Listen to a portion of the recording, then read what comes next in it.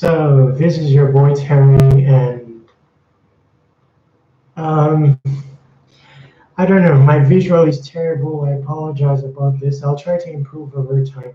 I don't know the perfect setting, but matters less. The subject at hand is why is Africa not poor? Uh, well, I was on quora earlier and I typed the word Africa, and one of the popular questions is why is Africa so poor? And I'm here to counter that question and say that Africa is not poor. There's a particular comment on to that question that had more than 200,000 views. And, there's a summary established by the person who says that he has lived in Africa for 15 years and he has different PhDs in, different PhDs. And he established in summary the reasons for why Africa is poor, according to him. And I'm going to read excerpts from his comment. He spoke of, in summary, he says Africa was underdeveloped before colonization due to a combination of inefficient agriculture, poor transportation infrastructure, and lack of political stability. Then, second point is colonization led to exploitation. Third point, the colonization led to instability and inter-ethnic strife. Fourth point, the regimes that were established after independence were exceedingly corrupt and badly mismanaged and managed their economies. Fifth point, Western influence has often had negative consequences either by supporting rebellions or by imposing doctrinaire free marketism. Yes, this person has different PhDs, and PhD from the University of Illinois in economics, etc., and has lived in Africa for 15 years. The topic at hand is not a very simple topic, but the answer is very simple, really. And I'm going to counter that person. I'm a legitimate illiterate. I have PhDs and whatever in legitimate literacy. And what that person is saying is not unfamiliar. It's things that have been recorded in books over time, and books have been recycled for the most part. And many things are made complex than they really are. Most of the answers are down to earth. In the very down to earth, that's exercise will look for answers in outer space.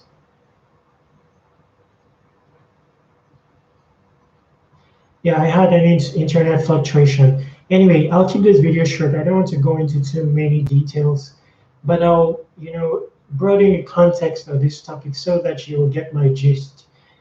Basically, all I'm saying is that it's time now to, for the most part, information has been recycled, not dynamic. It has been static, where the same information is referenced and recycled, and researched from, and then paraphrased, with new perspective, of course, but the base is usually existing knowledge. And yes, that's the frontal answer when you ask someone why is Africa poor. I mean, that's the frontal answer. Colonization. According to this person, Africa wasn't developed before colonization, then decolonization, and the entire aftermath of colonization is said, according to him, to be having impact on the state of Africa, thus making Africa poor. Now, first off, Africa is not a nation, it's an entire continent, has many countries. That being established, it is also, and we're not simplifying matters, it will boil down to the sole fact that Africa is not poor. Now, we're not talking of one country, we're talking of an entire continent. Regardless, it's made of nations. Now, if you establish that nations, unlike world notions, are merely locations, that simplifies the equation drastically, establishing that nations are merely locations. That will help you toss Africa out of the equation, and now deal with location instead of nation per se. Anyway, I'm making things complex. What I'm driving at is that Africa is made of humans. For the most part, humans are make up Africa. We need to establish this very sole fact. And who are humans really? Let's forget nation. Let's see nations as mere locations and humans residing thereupon. Who are humans? What are humans? Humans are made in Jehovah's image. To have in subjection almost every other creature. The fishes of the sea, the flying creatures of the heavens. Ultimately, are made in Jehovah's image, and uh, that is a hefty sentence. Has weight and occupies space. Establishing that then no human is truly capable of exhibiting poverty. A brain with powerful and supercomputers.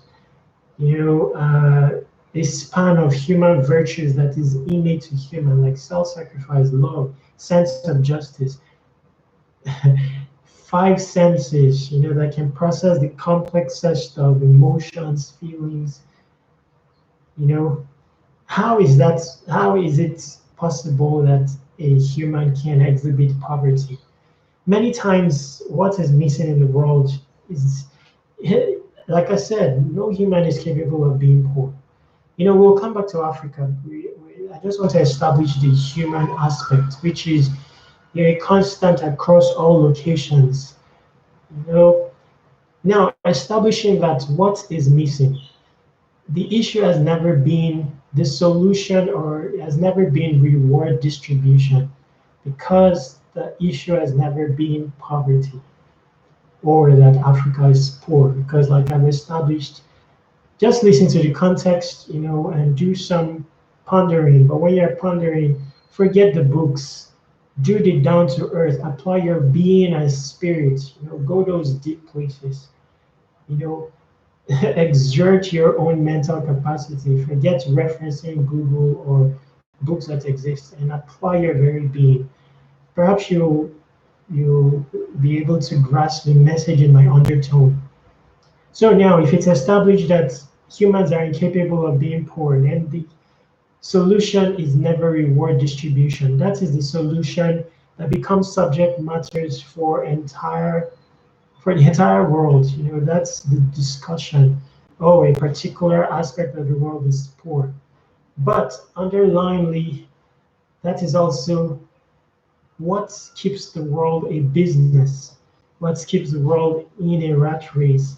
The labels, the buzzwords, and these buzzwords are amplified to where it eats into your mentality and you accept the fact that you're poor, you're developing according to world standards, and then you start to pursue a standard, forgetting the down to earth where wealth and riches lie, and pursuing outer space.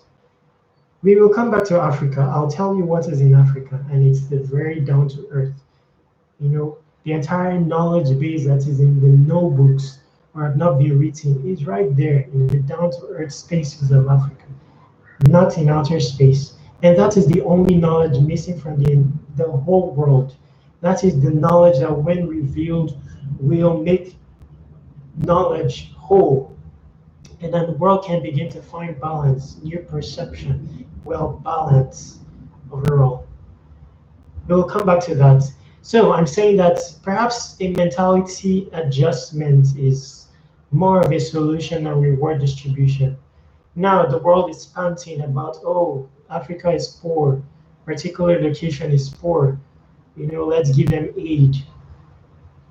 And then a cycle of hand to mouthism and hand to mouthism and half humanism ensues and captures the world and then makes the world a business, every human a client. So what exactly is missing? Colonization is no excuse, because humans were made up of genes, and genes are stubborn. Even in the existence of the influence of nation culture, as you grow older, there are times when your genes will begin to question matters, and then your genes will begin to shine forth. So perhaps what is missing is the evolution of the human. This is something that we do not do much of. Again, because we become influenced by the world standards of education, which is a curriculum that incites you to mine everything that is not human. Perfection is not human. Outer space is not human. Pursuit of money. What is money? Money is paper. Giving value as a result of humans, accepting it as a medium of exchange. But now it becomes a small god that we pursue it in a cycle. Anyway, my point is, first things to establish is, like I said, humans are incapable of being poor. Second thing to establish, nations are locations. Establishing that, then it will not be an African affair. You know, and establishing that there will be no nation that is developing while the others are developed. We're third world. Some nations are called third world. Those are extreme labels, really, because not a human is capable of being third world. The only thing that may have been missing is the evolution of the human. And if you say you are rich in infrastructure, it doesn't mean that you will beat Africa in other aspects that constitute wealth. Maybe morals, maybe depth, maybe greatness. There's a rarity in the great men industry. There are many geeks, but there are very few great men, and this is a known fact. Geeks are looking for greatness, really, and that's why after traveling the entire world, maybe you find them in the nooks and crannies of Africa trying to find themselves. So that's it. A measure of wealth, too. Perhaps we have a wrong measure of wealth when we're using paper, legal tender, or money to measure wealth. We've established earlier that humans give value to wealth, to money. And speaking of, being undeveloped prior to colonization, let's look at that. Maybe Africa was more developed then. Let's look at systems. When you say like trade by barter, in the presence of trade by barter, humans had more value than currently, where you have to pursue paper. In trade by barter, there's a human factor. You have to meet for the most part, and report, establish the value of the human, in the decision whether to exchange, a smaller quality item for a bigger quality item. Anyway, I won't go into that. I'll have to do another video. I don't want to make this video lengthy. I'm trying to test the new microphone, and I don't know if it's recording at all, so I'll have to keep this video short. All I'm saying is that you have to know what is in Africa. You have to know what is in Africa. Africa, it's possible that it's backward when it comes to infrastructure, but test out the legitimate, the illiterate, so-called illiterate in Africa, and you'll see the greatness. Humans may constitute more than the, world standard of human in terms of their presence, their spirit, their power. And these things are not ordinary things. So you have to establish what Africa is. Africa is no joke. It's a subject matter on its own, away from other locations of the world. The things that you'll see in Africa is not recorded in any books. It's not coincidence that they have oral education there, where they transfer from generation to generation orally. It's no coincidence, because their words are too weak to explain the complexest tenets of life that exist in these places. the geekiest person in the world cannot know these things. And when you're in Africa, you have to do Africa really. Even if you're 15 years in Africa, you have to shed the perception contained in the books that exist so that your perception will be neutral. Then you'll be able to see more things. You have to see Africa without influence from nation.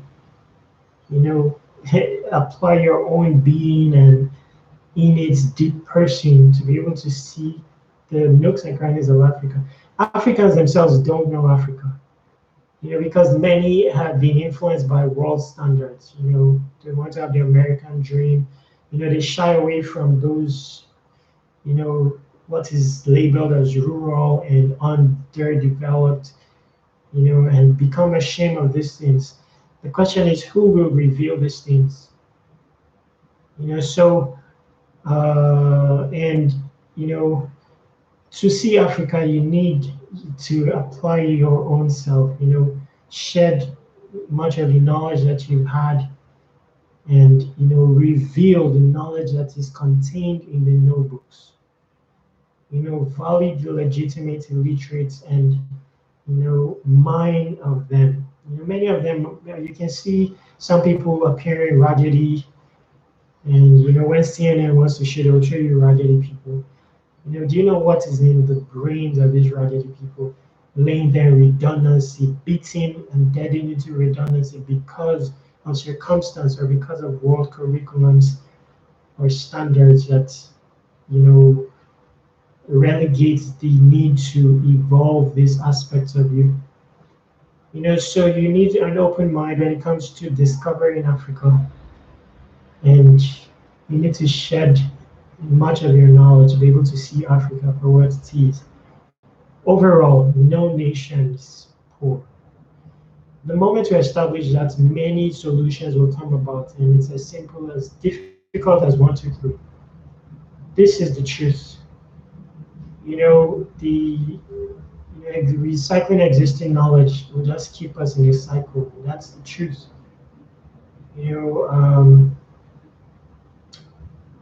Yes, and poverty, that is not, it's just impossible. Look at yourself, your being, and evolve your being, and you will see that money will begin to seek you. That's the only thing Google or Facebook or any financially rich body or entity or enterprise does. All they do is mine humans. They put cookies in your browser, and your very elements, they tap into it, they process it. That is your very shine, because it is your inner being, the things that you emanate when you're not conscious of your environment, the comfort of your home. They take that, they process it, and then money seeks them. You take control of that mind by paying attention to your own cookies, processing it, loving it. You'll be able to appeal to the soft spot of fellow human, and then money will begin to seek you. I'll stop there. Africa is not poor. If you doubt me, think thrice. I'm your boy Terry. My username is surpassing Google across the internet. I'm reachable. My username, my email is comsilbrands4@gmail.com. Everything required for you to contact me is underneath the description. I've written an entire curriculum constituting legitimate illiteracy. I want to have a school called Legitimate Illiteracy and reveal all the knowledge contained in the notebooks. So let's work together. I have 4 startups. I'm really struggling with building them, but 3 of them are in motion already. I have a digital currency called Teardrops. If you want to know more about Africa, let's have a party talk, a live stream with songs and all that. And let's just have fun. I'm your boy Terry. Stay awesome.